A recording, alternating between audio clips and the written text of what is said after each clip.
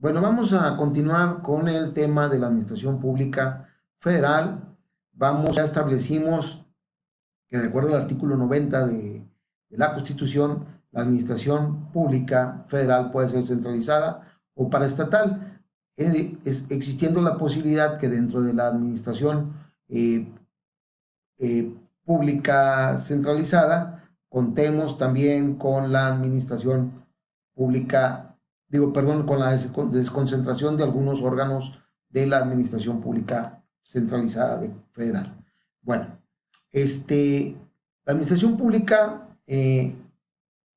como ya lo establecimos, se deposita en el Poder Ejecutivo, es decir, en la persona del Presidente de la República, quien lleva a cabo esta Administración Pública bajo un grupo de dependencias o una serie de dependencias que están bajo su mando y sobre los cuales él ejerce una jerarquía, ¿verdad? Estos organismos que conforman la administración centralizada, de acuerdo al artículo primero de la Ley Orgánica de la Administración Pública Federal, pues como ya dijimos, en primer lugar es el Presidente de la República, los organismos que están bajo de él y que por orden de jerarquía, pues son las Secretarías de Estado. Después tenemos los departamentos administrativos, a través de los cuales, como ya dijimos, se lleva a cabo la desconcentración de algunas de las actividades de la administración centralizada, ¿sí? Y por último tenemos la Consejería Jurídica del Ejecutivo Federal, ¿verdad? El artículo segundo de la ley, como ya dijimos, de la Ley Orgánica de la Administración Pública Federal, nos establece que existen dentro de la administración centralizada 18 secretarías de estados, una consejería jurídica del Ejecutivo Federal y los departamentos administrativos que se generan con motivo de la desconcentración administrativa y que forman parte de las distintas secretarías de Estado.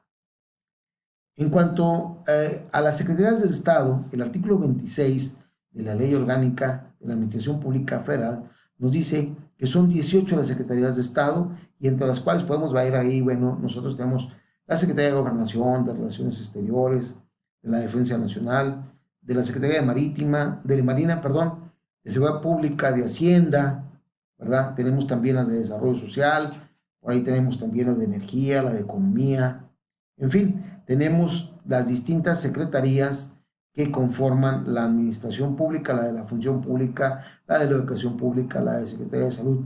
Todas estas secretarías, pues, están vinculadas al Poder Ejecutivo, quien ejerce sobre ellas un poder de mando. Ya lo dijimos, ya lo establecimos por ahí, ¿no? En el video anterior.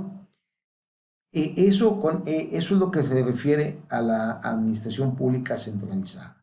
Pero bueno, vamos a hablar ahora de la otra forma de administración pública, que es la que se encuentra descentralizada y que tiene que ver con la parte que llamamos paraestatal, ¿verdad?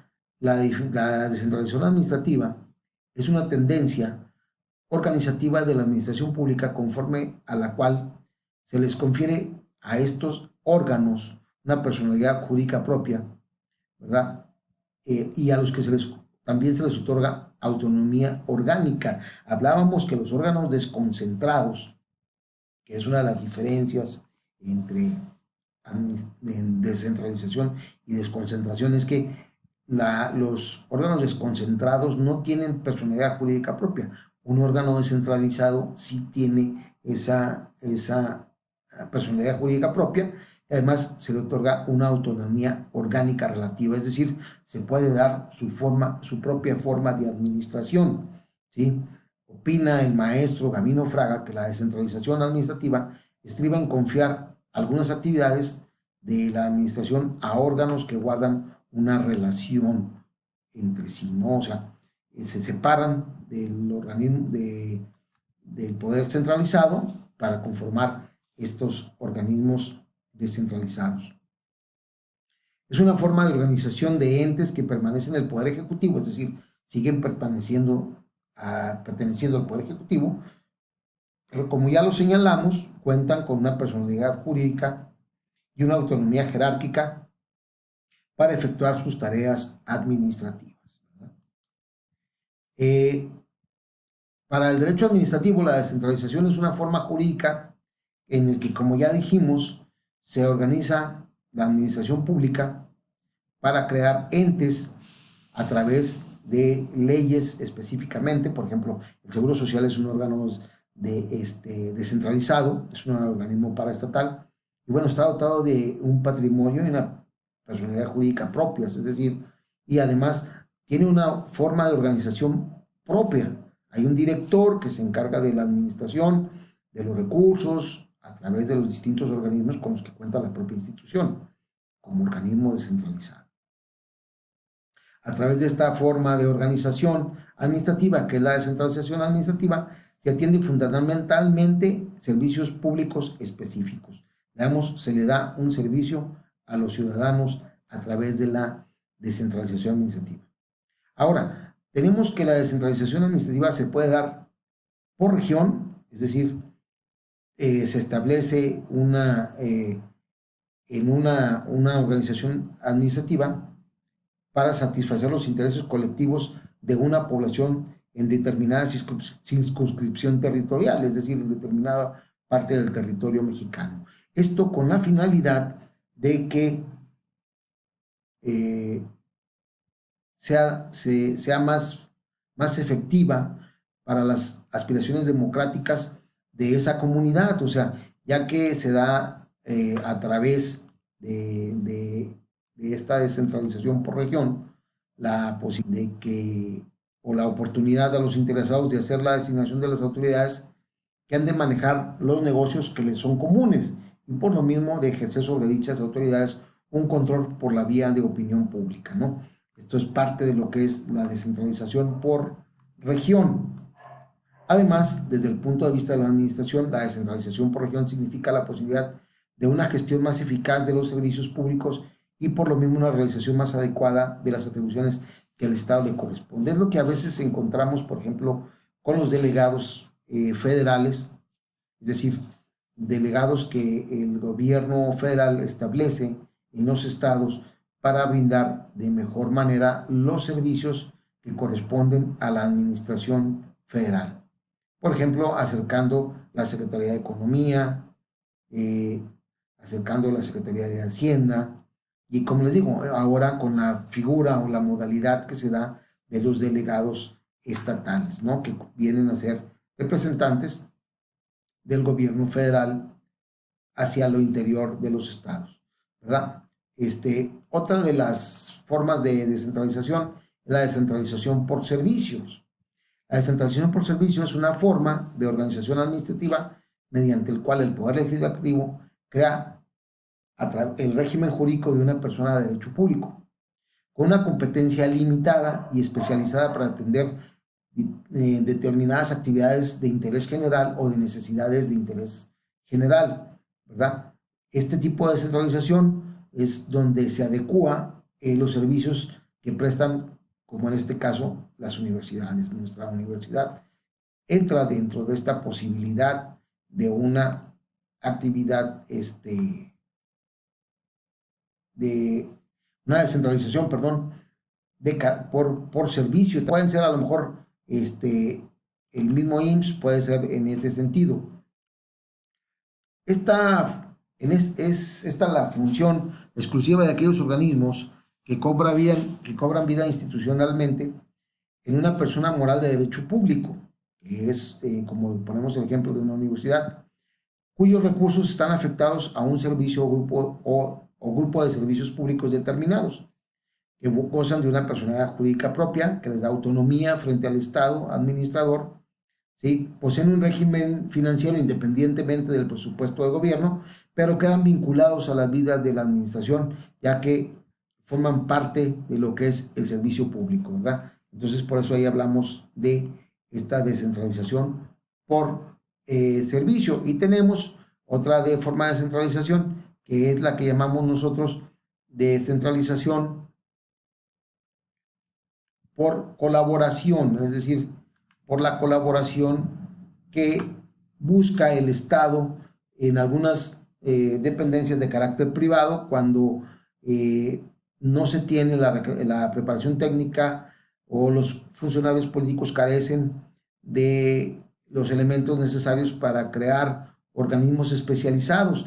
Entonces el Estado busca guiarse con otros tipos de organismos, como pueden ser las distintas organizaciones sociales, por ejemplo, las cámaras de comercio, las cámaras de la construcción, las cámaras restauranteras, en fin, todas aquellas que a través de las cuales el Estado puede iniciar una